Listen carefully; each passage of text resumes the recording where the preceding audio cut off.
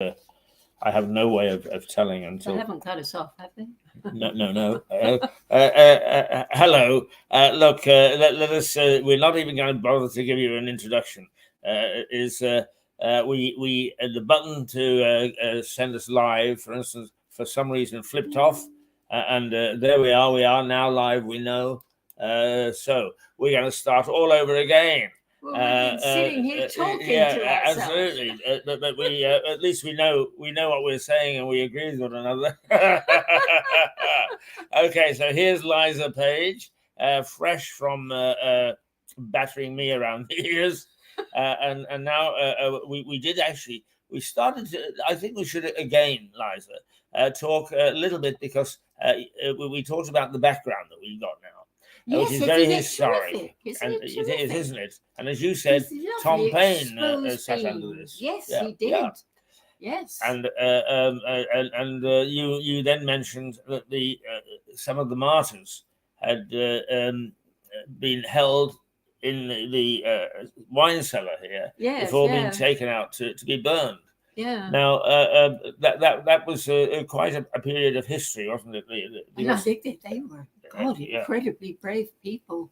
If someone said, "Look, you've got to believe in this or that, otherwise we're going to do this," oh, I believe you. Yes, I really do. Absolutely. If you were going to be burned to death, you would soon turn around and change your mind. You? But they didn't. 17 of them. No. Well, I mean, there were others around the country. Don't misunderstand. It wasn't just Lewis, but Lewis was one of the main centres where 17 people, literally no more than about 50 yards from where we're sitting, were put to death by being put in tar barrels and having them set alight. A horrible way to die. They were little ladies and gentlemen in those days, weren't they? They were. And in fact, we said that we lunch sometimes in a pub across the road called the Rights of Man. Yes. And that there is a marvellous mural there. And we've got to get a picture of that. We must ask the owner if we can take a picture and show it on here. Yeah, it is very emotive. God, every time I go over there, I look at that picture and it's so beautifully painted. And the expression on those two, with their children that are on trial for this. They're so young and they're so desperate. They have the look in the eye and the whole thing. Got to get that picture. Look, if we never do another thing, we have to show that picture. Indeed. It is, I mean, it's beautifully painted. Oh, it's painted on the wall. But I don't know who painted it. No, it doesn't. Nobody doesn't actually say who painted it, and it's magnificent painting, and it is of the so-called Marian trials. Yes, as of the people who defied Mary I and refused to recant from being what really we would call today Church of England and go back to Roman Catholicism. Yeah. So, I mean, she wasn't too sweet, was she? But you did get a comeuppance because Elizabeth I chopped her head off. Well, no, that was Mary Queen of Scots who threatened Elizabeth I. Is Mary I, strangely enough, do you know how Mary I died? No. From the flu. Well, did she get a touch of COVID? A bit, something like that. Yeah. I mean, it's remarkable, isn't it? These great forceful figures of history died from the flu. You can't believe it. Actually, it's quite interesting. We shouldn't laugh, but it's all so horrific. Well, it's a bit long ago now, isn't it? But listen, has anything changed? No. I don't think so. Too much has changed at all. But you know, the tomb of Elizabeth I and of her sister Mary I are in Westminster Abbey, and they're on top of one another. Are they really? Yes. Yeah. Interesting, isn't it? I wonder if they talk to one another. I wonder. Actually, I think if I was talking to somebody in Westminster Abbey and I was in a tomb, I'd say, "How the hell do I get out of here?" Where's the local pub? Yeah. Dying for a drink after all these years. Right, now let's get down to the nitty-gritty because you've got serious stuff to talk about. That's what I'm here for. I'm not here to laugh and joke with you, am I? You start off with reviewing a Canadian thing that you talked about last week. Last week, I reported some very, very serious information. It was about Canada. A man over there called Yaroslav Hunka was given a standing ovation in Parliament there in front of Trudeau and Zelensky and all top jollies, a lot of people there. They stood up and gave this man a standing ovation because in the war he had killed so many Russian people, right? Well, that turned out to be not quite true because this hunker chap was an SS Nazi during the war, and they neglected to say that. Well, it came a tumble, it sort of exploded within a matter of hours, and the man who organized this shindig uh, gave in his notice immediately. Well, you would, wouldn't you? Yeah, I mean, yeah. I'll be off You now. make that sort of gaff, I've made a yeah. right Rick here. I've got to get out, you know. Trudeau was grilled the next day in Parliament about this and said he had no idea that the man was a Nazi, no idea at all, and he apologized sincerely, but it wasn't his fault. The fault of somebody else, you know, Yeah. the people who'd arranged it. They naturally said they had no idea either. And Trudeau was asked to resign on account of this. He went 3 days, locked himself away in his little cottage somewhere, couldn't find him. Wouldn't answer the door. Well, you don't, do you, under those circumstances? Anyway, came back and said, no, I've changed my mind. I'm not going to resign. So it was sort of kind of business as usual. But then I got on the internet, discovered by total accident, an incredible journalist called Warren Thornton, a British journalist. Okay, so I'm going to read this.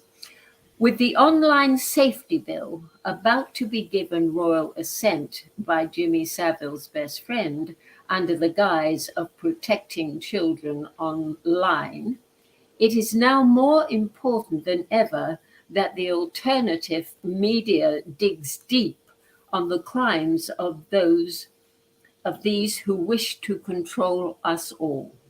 Warren Thornton is a UK journalist who reported on and revealed the Nazi background of Yaroslav Hunka, a former SS officer.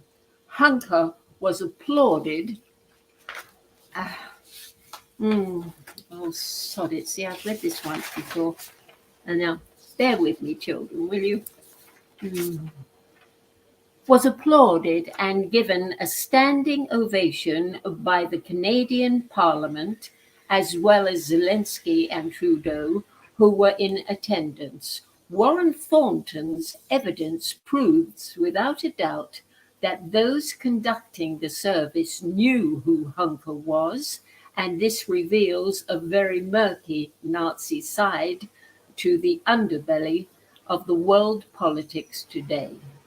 Mr. Thornton was then arrested for spreading malinformation, which is, in this case, is reporting the truth. They don't want you to know this.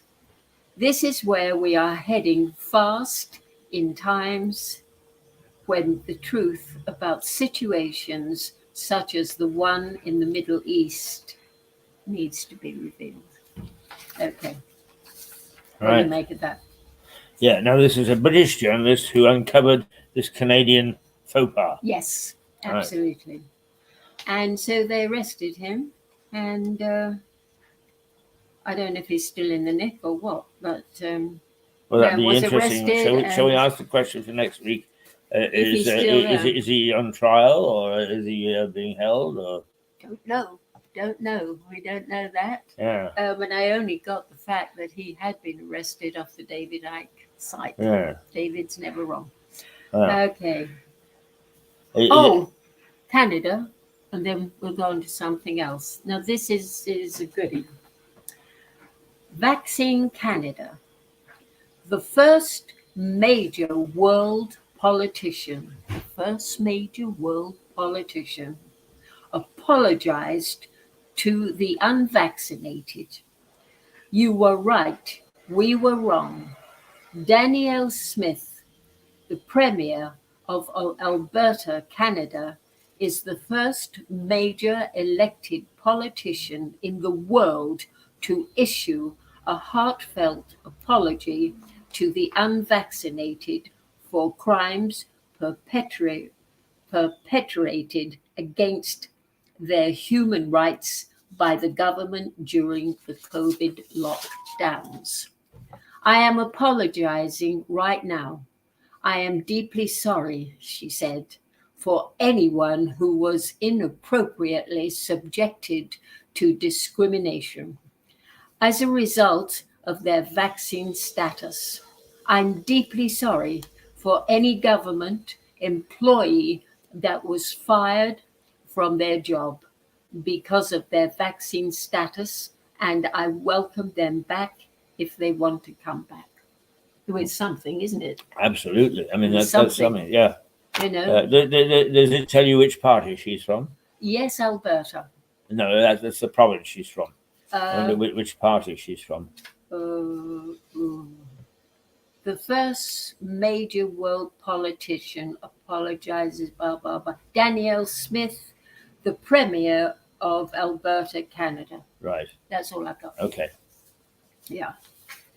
Yes, that's something, isn't it? It is. Yeah.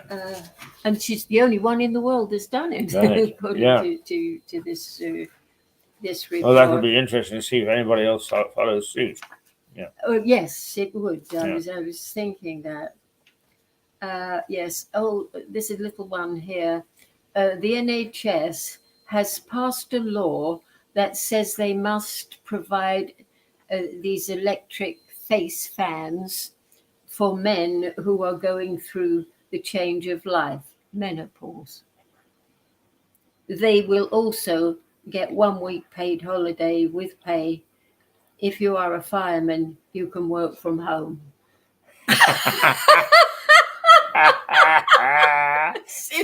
Throw matches through the window.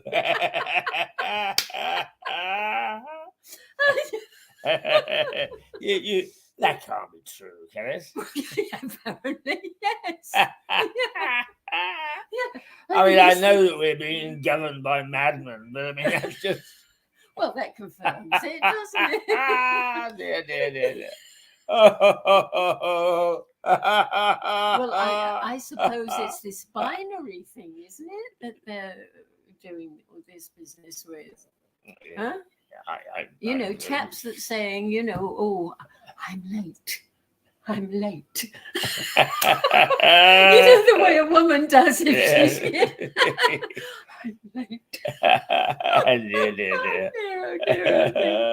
I mean, it goes on and on. I mean, it's just it's beyond belief, but nonetheless, it shouldn't be beyond belief because it's true. Yeah, it's happening. It's true, Yeah. and listen, this is very serious. Yeah, and it was reported earlier in the mainstream press that men are to be given up to a year leave of absence, paid leave of absence for menopausal symptoms. Yeah. They'll play this to the hilt. I wouldn't know. I wouldn't know if I'd got menopause or not. I mean, I get hot flushes if I look at a beautiful woman.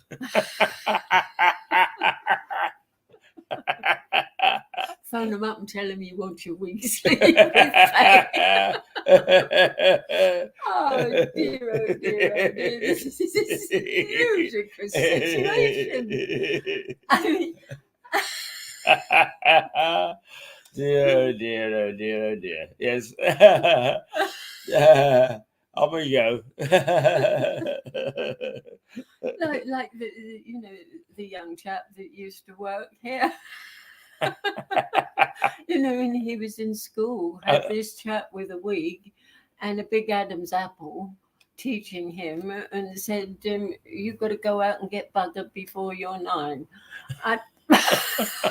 His children. Yeah. Yes, I'll do that. Yeah, just please do. Oh my God. It's absolutely ludicrous, I tell you. Beggars believe, does it not? Does it ever? Yes. Andrew Bridgen, our lovely Andrew Oh, the Bridgen. MP, right. On the 20th of October, Andrew Bridgen will finally get an opportunity to talk about the excess deaths in Britain since we started vaccinating people. So they're finally going to be forced to listen to this man. Listen, whether it make any difference or not remains to be seen. Yes. But at least, do you have a date for him? Do you know when? Yes, the 20th of October. The 20th of October. Yes. He will get to his feet in Parliament. Yes, he will. And speak. Yes. Yes. Hopefully, there might be more than 3 people there. Well, in theory, I think because of the he said he wanted. Excuse me. He said it's important I do this so I get it registered, whether anybody shows up or not. Well, yeah. I mean, we can show up because we can tap into the parliamentary service and can we say hello like we're doing now? I don't know that we can say hello, but what we can do is we can watch him. I'd like. We will definitely. Of course, we will. Let's watch I mean, we wouldn't. Do we know what time of day? Haven't the faintest idea, but I'll find out. We'll find that out. The parliamentary schedule will be out. Must not miss that at all. Yeah. That's terribly important. I have a thing here on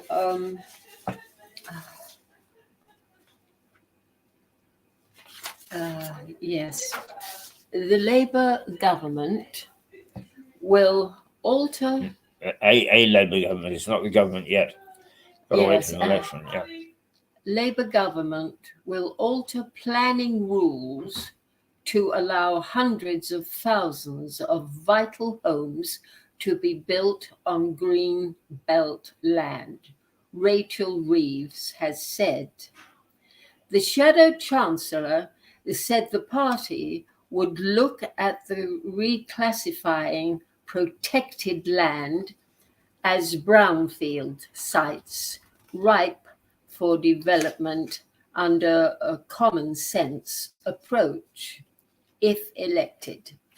Deputy Leader Angela Rayner last night said the party would seek to bring an end to land banking and give local authorities power to build council and social housing where needed. Well, shall I tell you what they'll do with this? They will take the green belt and they will build 15-minute cities on it, high-rise flats. They won't have individual houses for people. It will be these teeny-weeny little flats. Boxes, yeah. Like a monk's cell, smaller, in high-rise buildings, and take up all the land, because that's what they want to do. They want to take the land. They do not want us to have it. And if there should be a forest or something, which they've turned into a jungle, you need a permit to go there. Yeah, that's what that is all about, Keith, as we well know. I have to, this is really quite hilarious, but at least it does show that the man is not, in his ivory tower, that somebody is having a go at him, even though I think they're birds of a feather. This is Elon Musk. Elon Musk, the richest man in the world, said of Bill Gates, 1, he is corrupt. 2, he is controlling. 3, highly corrupt. 4, hidden motives on climate change. 5, has a monopoly on energy and food. 6, put millions into the WHO. our favorite people, right? Right. 7 said. No, does that mean he's appointed people to WHO? What does he mean by put into? He's put millions in. Yeah, but what do you mean into? The WHO. Well, he's financed this organization, Yes. which is the WEF and the WHO. Yes, but what the does he mean World by Health. put into? What do they mean by put into? Money. Oh, put millions in. He has put millions into. I thought you meant people. Oh. What did they do with them all? Oh, they don't know what to do. No, okay. Millions, 7 said he was a knave, a creep, and a monopoly scumbag. Oh dear, wasn't holding his. He wasn't holding his words, was he? Yes. Into child trafficking and eugenics. Yes, that's what he said. He said the world would be better off without Bill Gates. 10. He said his actions are harming the world. Of course, he did say this after Bill Gates said the Tesla shares were no good. Point taken. Yeah. It's a bit like Israel and Hamas, isn't it? They can't stop battering one another. So with that terrible, dreadful business going on over there, I mean, it's unmentionable. But how? Come on, Keith. A place like Israel. Yeah. Where makes defense and security an art form. Yeah. Where they've got, the woman said, who works there, said, it's such sensitive, our equipment, that if a cockroach moves across it, they know. How could Netanyahu possibly say he was too preoccupied that he missed the warnings that he was going to I think it stretches the credibility, because you're quite right. Israel does have the most sophisticated intelligence service in the world. Absolutely. And I actually raised an eyebrow when I saw that our own Prime Minister, Rishi Sunak, had promised to lend Israel some of our intelligence services. I thought, gosh, they'll walk in and the Israelis will be able to tell them who they are, what they've done, where they're going. Exactly. Mossad, of course, is not only one of the most feared intelligence services, but one of the most effective. Exactly. It really is. Yes. And perhaps out of necessity, they've had to develop it that way. But doesn't matter; it has been developed that way. So you're quite right. It stretches the credulity. The Prime Minister either wasn't briefed or didn't know. Yeah. And also, this reeks. And you talk to people in the street; even they are wising up to this. I tell you, They might not know who the who is, but they see the pattern with this. It's just like Pearl Harbor. They knew it was going to happen, but they allowed it to happen. I mean, 7/11, right? And now we have this, which I think is the prelude to World War III. That's why they've done this. Well, there was talk. I mean, I can only report what I read on the wires. Perhaps I get a bit more than the average citizen, but there is talk that Israel is talking about going into Iran. I saw that. Do they know how large Iran is? Well, have they any idea how big it is? Yes, and I mean, actually, to be quite honest with you, Afghanistan has been the nemesis of several countries. The Russians went into Afghanistan and got thrown out. Yeah. The Americans have gone in. We've gone in. In fact, we were the first to be thrown out. I mean, in the 1800s. Yeah. And there are some very moving stories from the British Army in Afghanistan. And just how difficult it was to contain. Yes. Now, it hasn't changed, and neither has Iran. And for that matter, of course, Iran has been so secretive. It's got its borders. Nobody really knows what the hell it's like anymore. No, You know? we might be very surprised. Yeah. I mean, going in there. And I think that too. the Israelis may well be too. Doesn't matter. The best armies in the world have been defeated by these countries. It's asking for a bloody nose, if you ask me, if they are planning to. And can But you imagine it could the be death and destruction? It's unimaginable. Yeah. It's appalling, you know. And with the Israel business, of course, a terrible, dreadful thing to experience. I mean, absolutely appalling. But then when they turn around and say, "Yeah, well, we're going to show you our might, and we're going to blow you off the planet," and I'm so, what is that going to solve? Huh? Exactly. Yeah. I mean, and you've got people, heavyweights, you know, who won't stick their 10 cents worth in saying, yes, we should go and show them who we are. Who is whom? Huh? Yeah. It's women and children. That's who it is. That's who you're showing your strength to. Very brave indeed. Instead of saying, no, we're not going to bomb anybody. We're going to get in there and find these people that did this. Yeah. Wouldn't that be a better strategy? Yeah.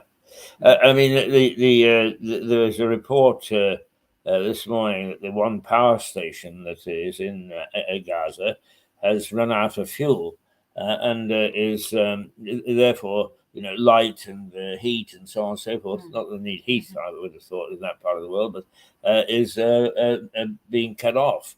Now, one of the interesting things, and the lesson can be learned from just down the road in Arundel. During the English Civil War, the Royalists held Arundel Castle, which is a lovely castle, by the way. I'm sure I've never been there. It's quite beautiful. Yeah, it is.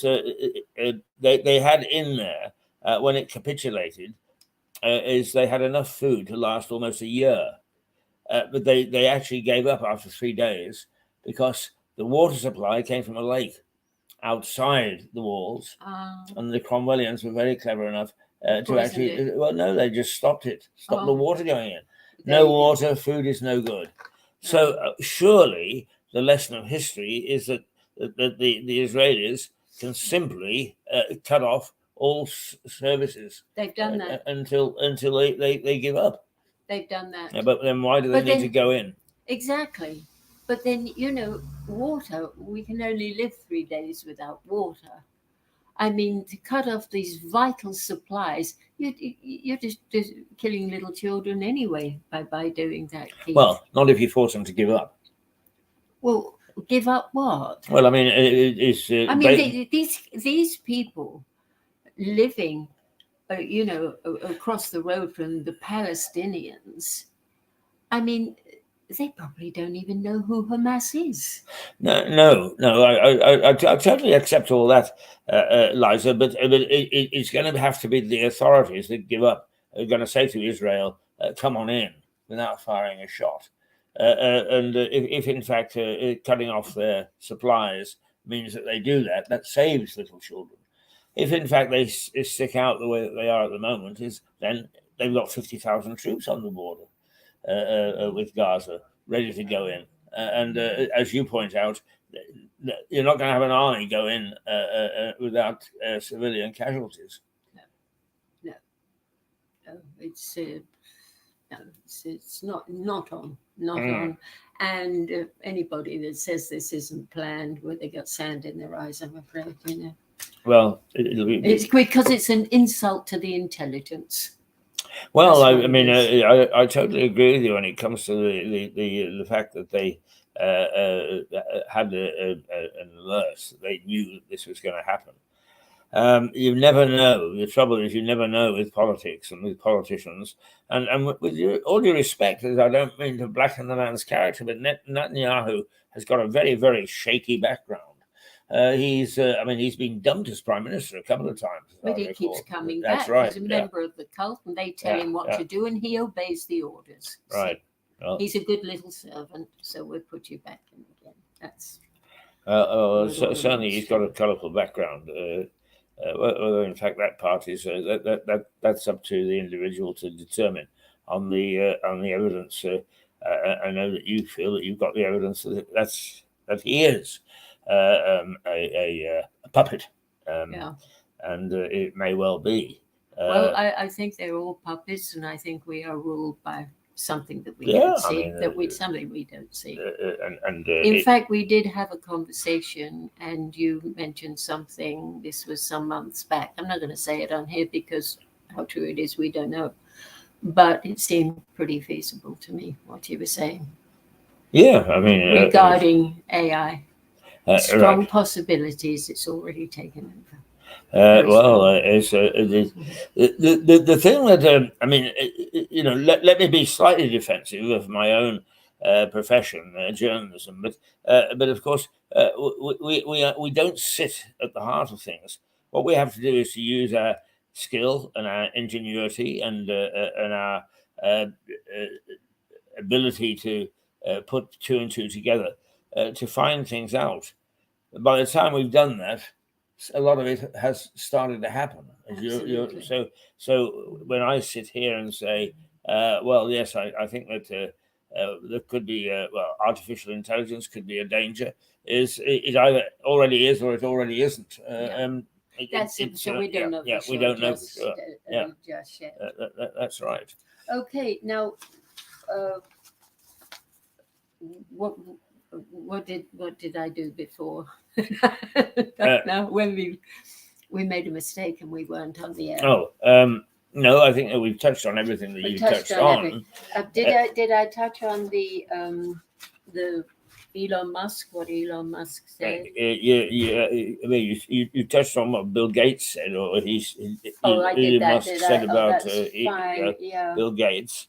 But we looked together at a piece of video that was sent from Canada, and it was a man who actually wasn't terribly articulate, but it doesn't matter.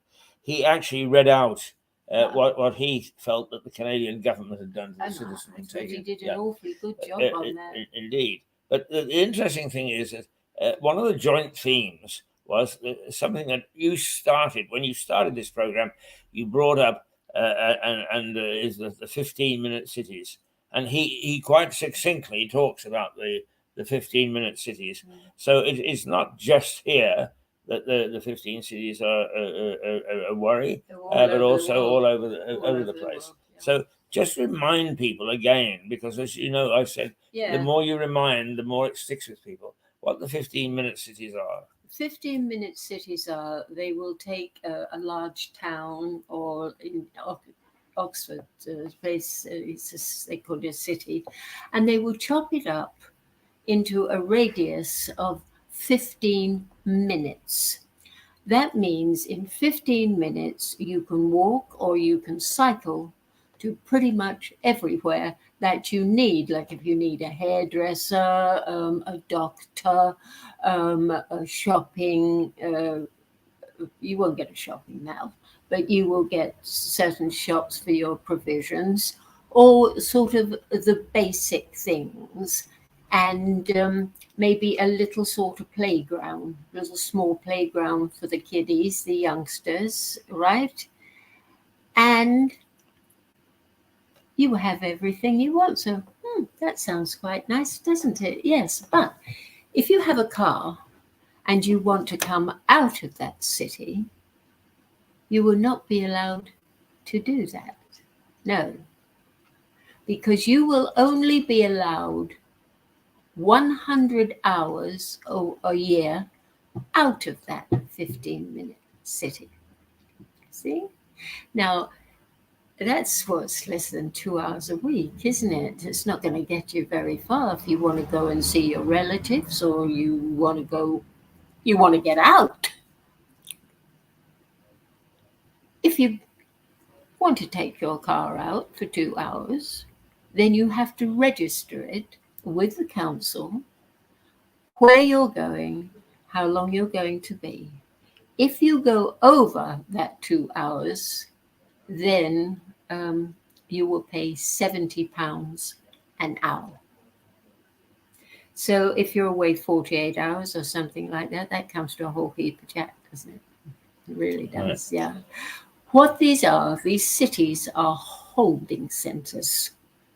Nothing more than holding centers to control every person in it. The surveillance in these cities will be incredible. And we are already the most photographed country in the world, but it will be more so with these cities. And these are going, reckoned to go all over England, all over Europe, all over America, in fact, the world. They're even building these cities in the deserts. Yeah. Now, can I ask you what the mayor of London, Sadiq Khan, has done recently is imposed huge penalty spots, much bigger than the centre of London thing. If you go in there with a car, it'll cost you a small fortune. And if you want to come out again, it costs you another small fortune. Is that a step in that direction? Absolutely. Absolutely. Oh, yes, definitely. Because, and this is all done under the guise of climate change. They say they don't want any cars on the road unless they are electric. Well, who can afford an electric car and who wants to take a chance of getting blown up in it? I mean, this is rather a big decision, isn't it? You know? Yeah. But this is their aim. Everything is done under the climate guise. It's just another total hoax to control people. Yes. Now, the issue of the cars and so on is the Prime Minister has said, "Hey, hang on, we're not going to limit the manufacture or the use of cars, petrol cars." For another, we put it 5 years on top, and we're leaving the option open to say longer and longer and longer. Now, is that any indication that you and your colleagues are winning in the fight, in the battle? It might be a little slight hiccup, but if they're determined to do this thing, and 5 years goes like that, as we all know, uh, we're not winning enough for the simple reason the public is kept in ignorance. And there's nothing out there to educate them. So they think, well, we've got to do as we're told. Well, there's no point in buying another car because it was electric and blah, blah, blah. And God bless them. You can't say, get up and do something. You can't because they don't know how to do it. And it's so easy, though. It is so easy. All we have to do is say no. Yes. That's all. No, we very politely, no violence. Just no. I'm sorry. But to some extent, the Prime Minister didn't do this out of the kindness of his soul. He did do it out of public pressure. Yes. So is that hopeful? Yes. You know, well, we're all grateful for small mercies, but we've got to come on much, much stronger. And the thing with all this Israeli business and incidentally, I forgot to mention that the Ukraine, the Zelensky lot, all that money that governments and we have been sending to finance that war there, that's all been since Israel was attacked. That's all been swept under the mat. But it's very strange that they found a lot of equipment that we sent to Ukraine was sold on the black market to harass. Right now, Joe Biden, who is not considered to be a very strong president, but he has said that unless the Ukraine government starts to address this business of corruption, the part of it being is arms sales of stuff coming in, that he's going to stop sending stuff. you forgive me. He was a little late, isn't he?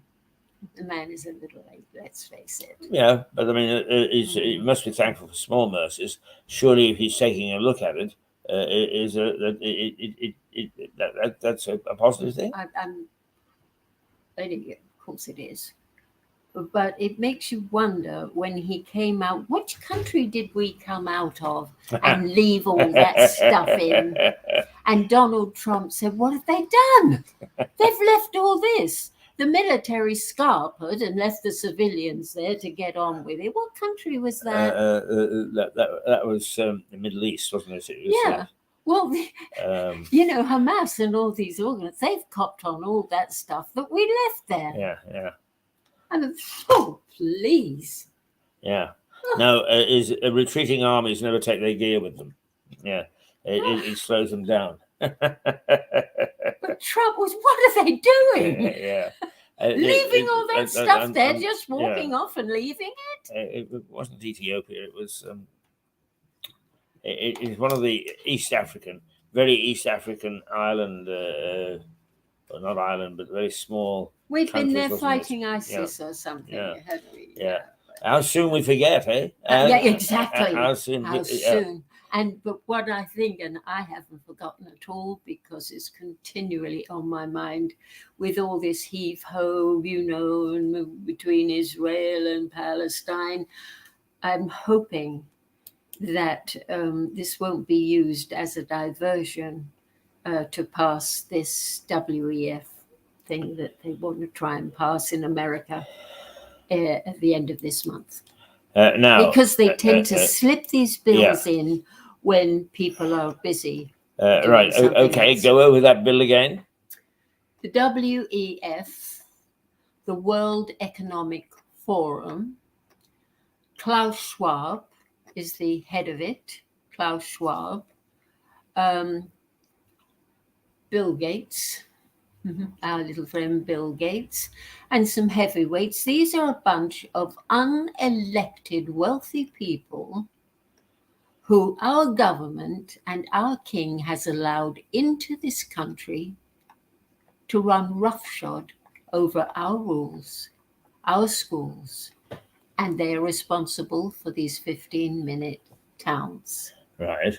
They want to pass a bill where the WHO can at any time it wants close us down, even if there is just a suspicion of a bug that's floating around. It can do exactly what it wants with us. It is the most terrifying organization that is out there today. Well, that's a terrifying bill, and I'm surprised that our politicians, as jealous as they are of their own authority,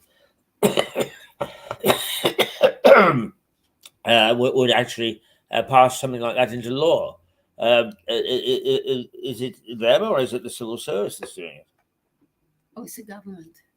And have you noticed that there's been no mention in their little speeches that they're getting up and making about this organization that has many members?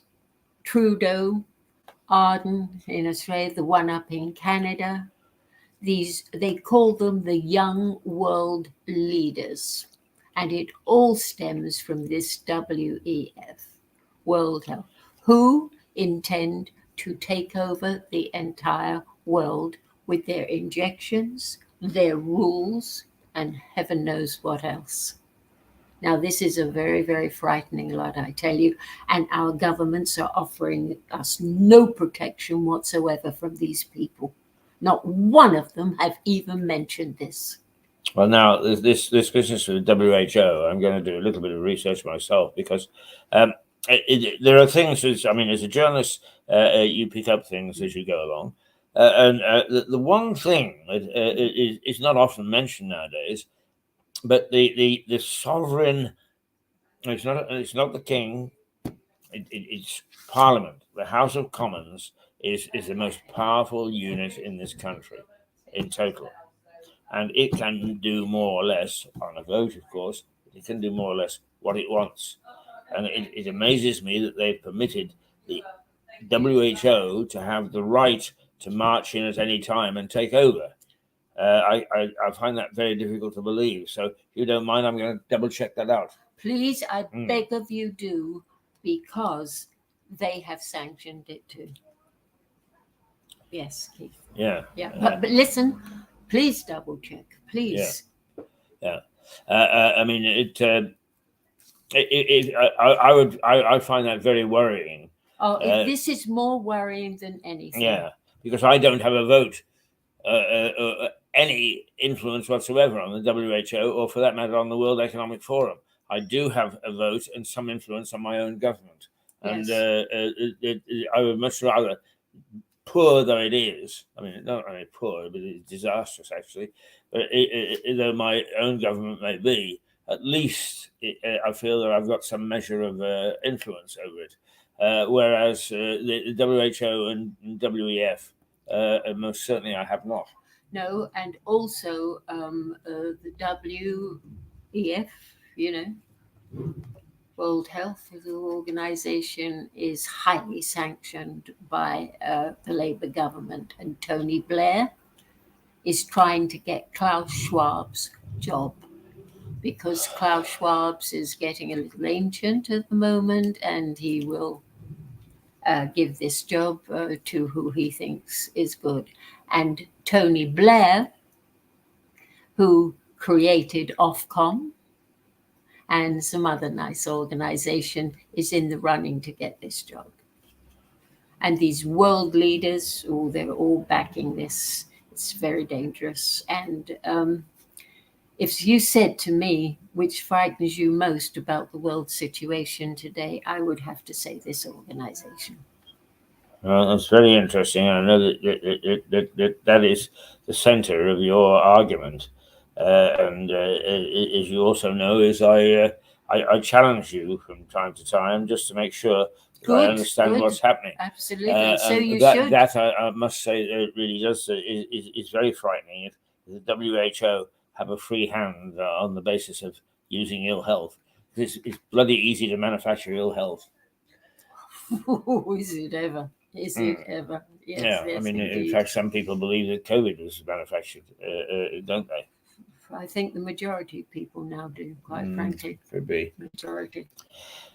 We've been going 47 minutes after a full start. Do you think people are fed up with us now? Look, no, we don't want to wear our welcome out. Very bad to stay at parties for too long. Actually, the only reason that we limit things in television to sort of 30 to 45 minutes is our retention capability. Yes. I mean, to be quite honest with you, if I sat you down afterwards and said, "Tell me what you talked about today," you wouldn't even really be able to remember without your notes. No, I wouldn't. Yeah. No, you're totally right. Totally it's important that we actually don't battle people around the ears so that they either switch off or don't take on board some of the things that you said. Yes, yes. So, shall we say goodbye? Goodbye. Toodle pip. Toodle pip. Toodle pip. Toodle pip, toodle pip, toodle pip. And here we are. Ta-ra. Ta-ra.